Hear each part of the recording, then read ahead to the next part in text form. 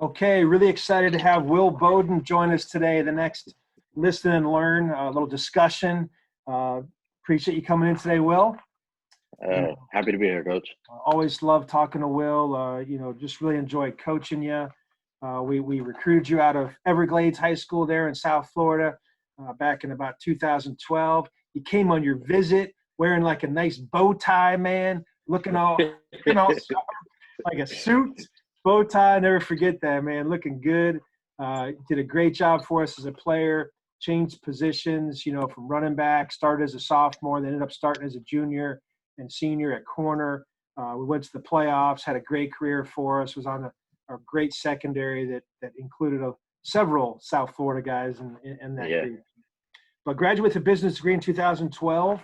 And, he and I have stayed in touch. I think I've seen you twice down there in Florida when I've been recruiting yeah. to catch up with you. So that's always appreciate you taking some time to always connect. But why don't you tell everybody what you're up to for those that don't know since you graduated?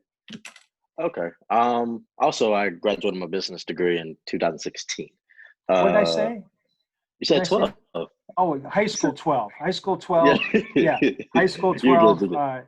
college 16. Yeah. Sorry about that. Yeah. Graduated with a BSBA in management, obviously from ONU in 2016. Since then, I became a real estate agent.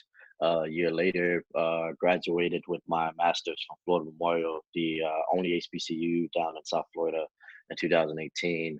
I also ended up acquiring my property management license as well. So I've been in the real estate business and the hospitality business for a good little minute now. Relocating.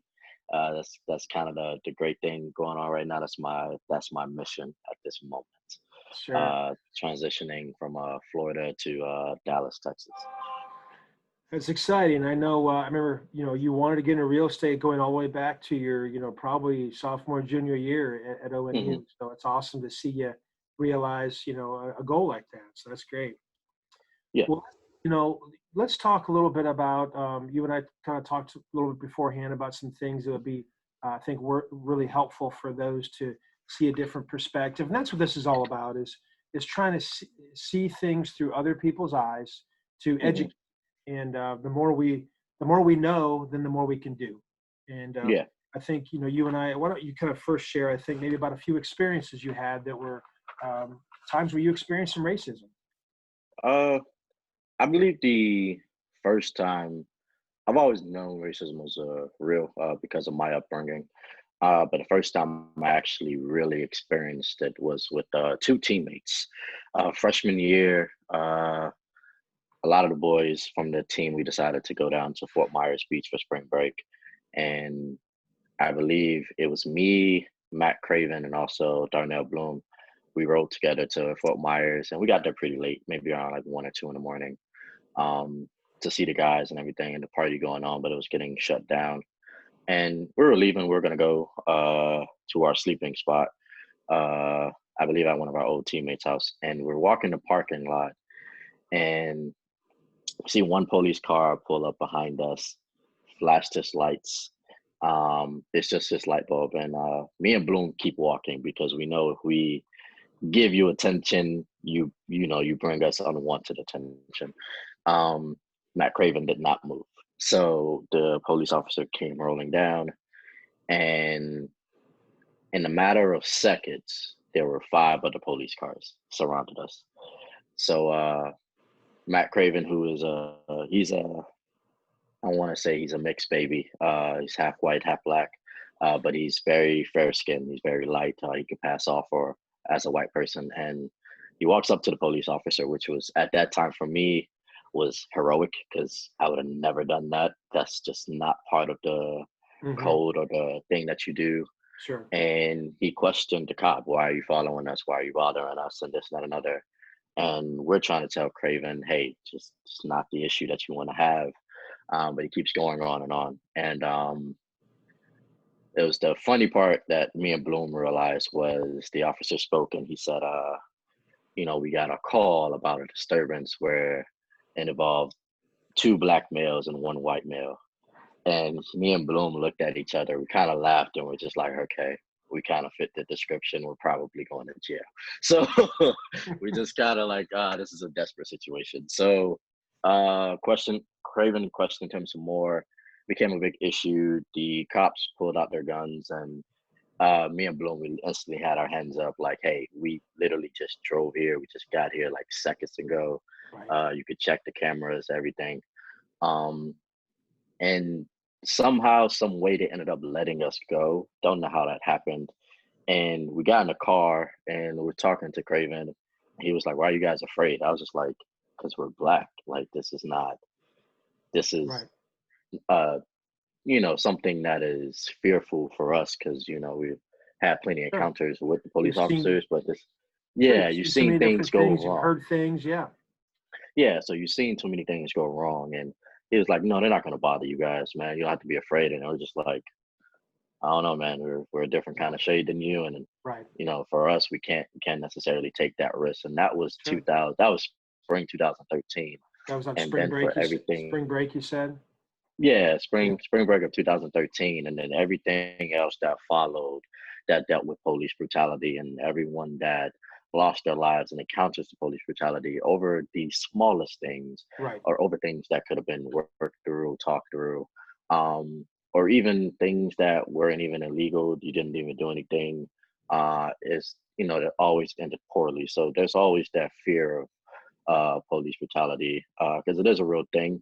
And I think for us, we are, you've seen a lot of the protests lately and how that's going in regards to the police officers that killed Breonna Taylor, Mhm. which is really a really big story. There's Mhm. countless of others. And I think the common consensus is to hold law enforcement accountable for their actions. Um, and make them aware that you guys are just as human as we are. You're not above us. We're not beneath you.